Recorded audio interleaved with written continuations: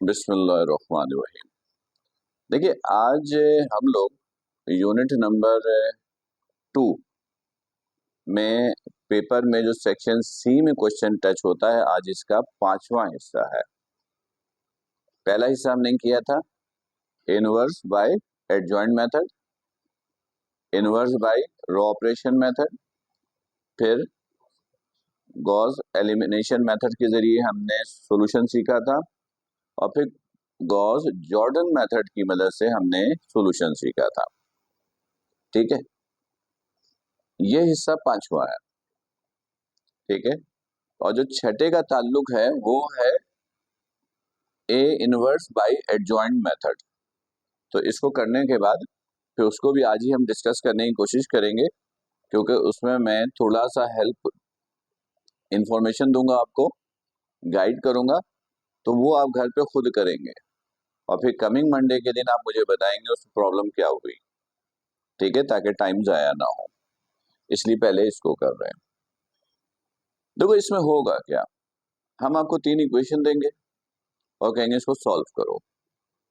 Solve करने के बहुत सारे मेथड हैं, लिख के देंगे क्रैमर्स रूल, लिख के देंगे क्रैमर्स रूल।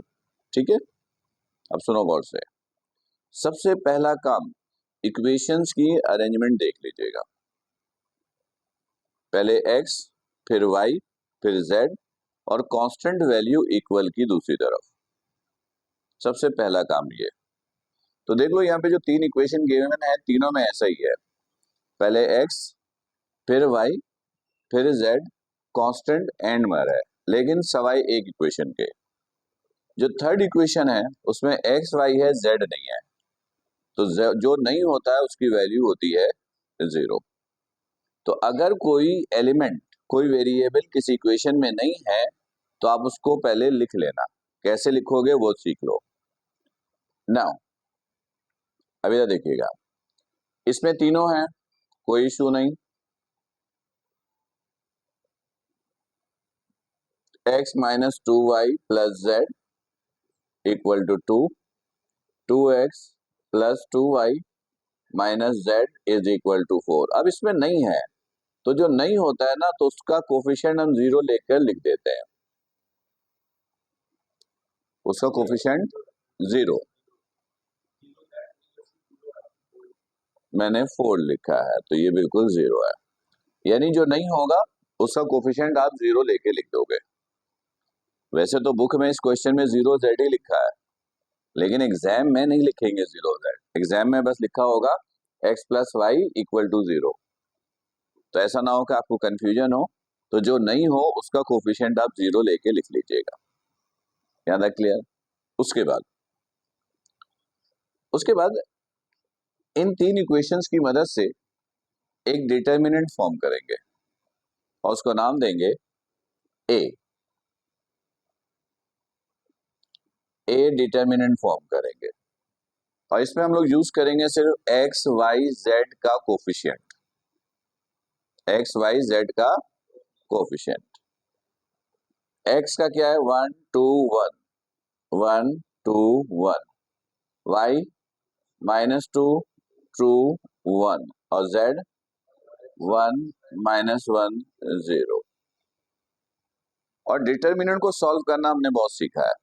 ठीक है, तो डिटर्मिनेंट सॉल्व करना सबको आता है, तो ये काम अब हम डायरेक्ट सॉल्व करते हैं। ठीक है, आप चाहें तो इधर भी मॉड लगा सकते हैं। 1, फिर क्या हो जाएगा? 0 प्लस 1 माइनस माइनस 2, और फिर क्या होगा? 0 अगेन प्लस 1, फिर प्लस 1, ये हो जाएगा 2 माइनस 2। देख लीजिए। ठीक है, तो ये mod A, 0 plus 1 1, multiply by 1 1, ये 1 माइनस माइनस प्लस, तो ये प्लस 2, और ये तो हो गया 0। तो मॉड ए कितना आ गया? 3। ठीक, सही है। अच्छा, उसके बाद आप क्या कीजिएगा, 3 मॉड और निकालेंगे। नाम होगा A1, A2 A3। अब A1 A2 A3 कैसे निकलेगा वो सीखो। नाउ A1, जब A1 निकालोगे तो जो x की प्लेस है, x का प्लेस है ये, इसमें सारे कांस्टेंट आ जाएंगे, बाकी y और z एज इट इज रहेगा। ये x की पोजीशन है ना, तो यहाँ पर ये सारे कांस्टेंट आ जाएंगे। क्या आ जाएंगे? 2 4 0, बाकी सब एज इट इज। -2 2 1 1 -1 0। अब इसको सॉल्व करेंगे, A1 आ जाएगा। तो A1 इज इक्वल टू 2 0 + 1 -2 0 -0 +1 4 -0। सही आता है सबको डिटर्मिनेंट सॉल्व करना ना? गुड। तो mod A1 is equal to, ये हो गया 2, ये तो 0 -0 0 0 multiply by whole this value, result is 0। तो -0 लिखो, +0 लिखो, कोई फर्क, ये हो गया +4। मॉड A1 कितना आ गया? 6। अब मॉड A2 निकालेंगे। बिल्कुल, A2। अब A2 में क्या करेंगे? y की जगह कांस्टेंट आ जाएगा, तो x एज इट इज है 1 to 1 1 to 1, और इसकी जगह कांस्टेंट 2 4 0, और z की जगह 1 -1 0। फिर इसको सॉल्व कर लीजिए। A2 1 0 -0 -2 0 + 1 +1 0 -4। करेक्ट।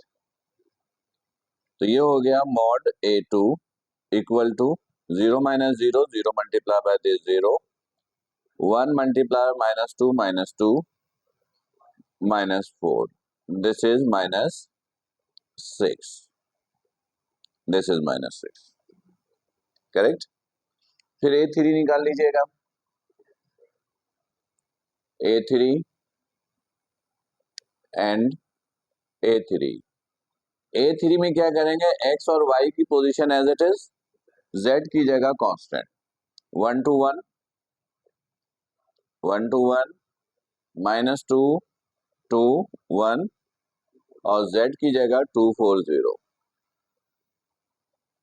फिर इसको सॉल्व कर लीजिएगा। ये 1 0 -4 -2 0 -4, फिर +2 2 -2। सही सही है। मॉड A3 -4 +2 -4 से मल्टीप्लाई हुआ -8, और ये हो गया 0। तो ये मॉड A3 कितना हो गया? -12। सही है। क्या? ये सेक्शन सी का डिटर्मिनेंट्स में 5वें नंबर का ऑप्शन है। जैसे फर्स्ट करो, मैं पेपर बना रहा हूं, सेक्शन सी में मैं यूनिट नंबर 2 से एक लॉन्ग क्वेश्चन दूंगा। 2 के आने के चांसेस नहीं है, और अगर मैं 2 दूंगा तो मुझे और में देना पड़ेगा, एक ही आएगा। तो अब मेरी प्रेफरेंस क्या होगी? सबसे पहला गॉस जॉर्डन मेथड, दूसरा गॉस एलिमिनेशन मेथड, तीसरा inverse by row operation method,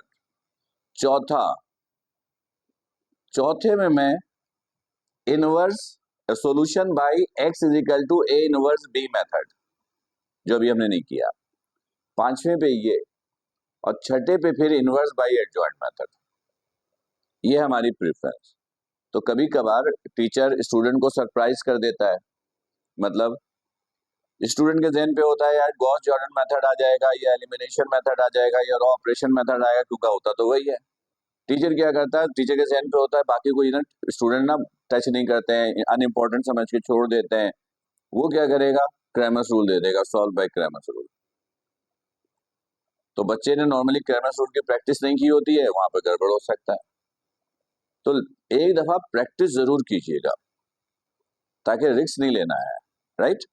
अब क्या होगा देखोगे, अब सिंपल x निकालने के लिए क्या करेंगे, मॉड ए 1 को डिवाइड कर देंगे मॉड ए से, y निकालने के लिए मॉड ए 2 को डिवाइड कर देंगे मॉड ए से, और z निकालने के लिए मॉड ए 3 को डिवाइड कर देंगे मॉड ए से। सिंपल।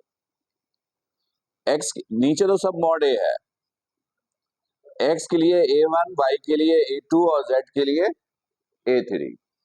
तो a1 कितना है 6 और मॉड ए कितना है 3, आंसर इज 2।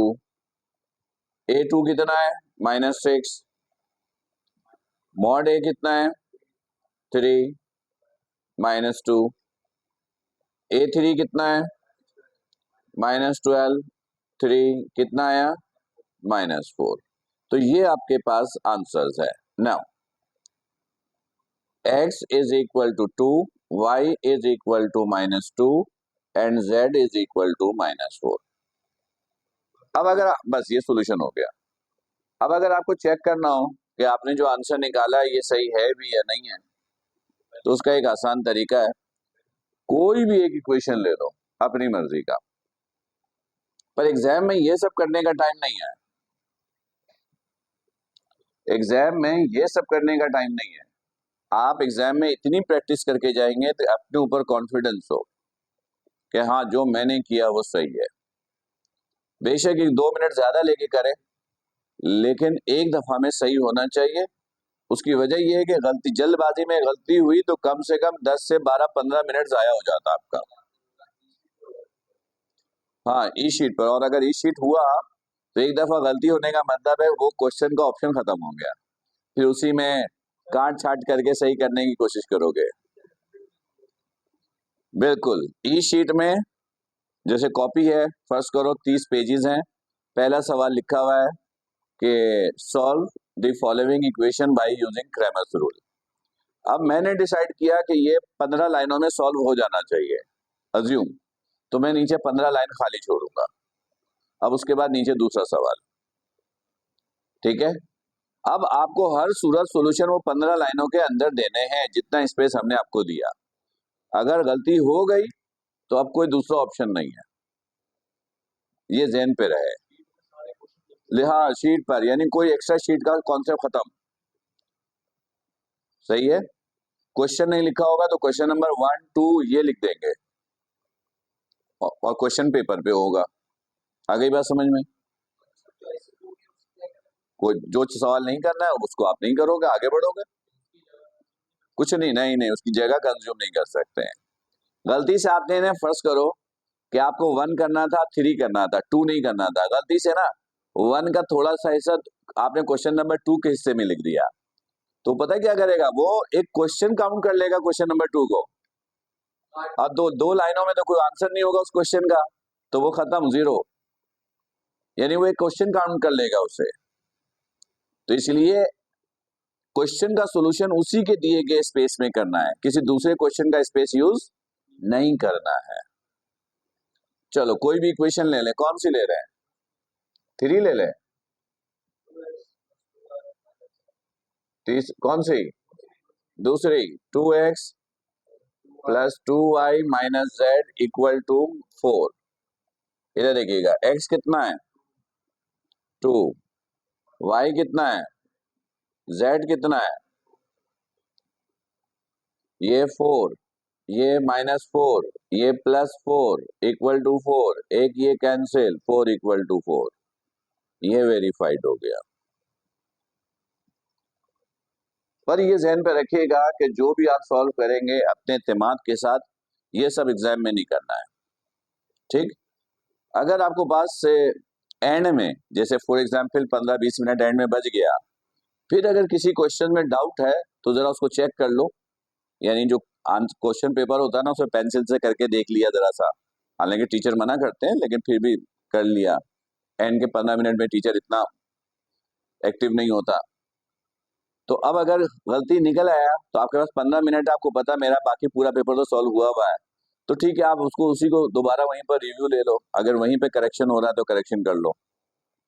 आ रही बात समझ में? पर एक दफा में आपको आंसर सही देने हैं। समझ में आ गया क्रैमर्स रूल?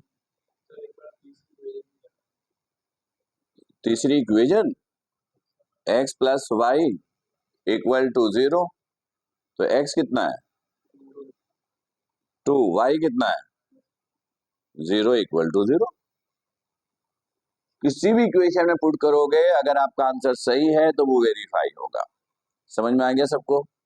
Good, okay.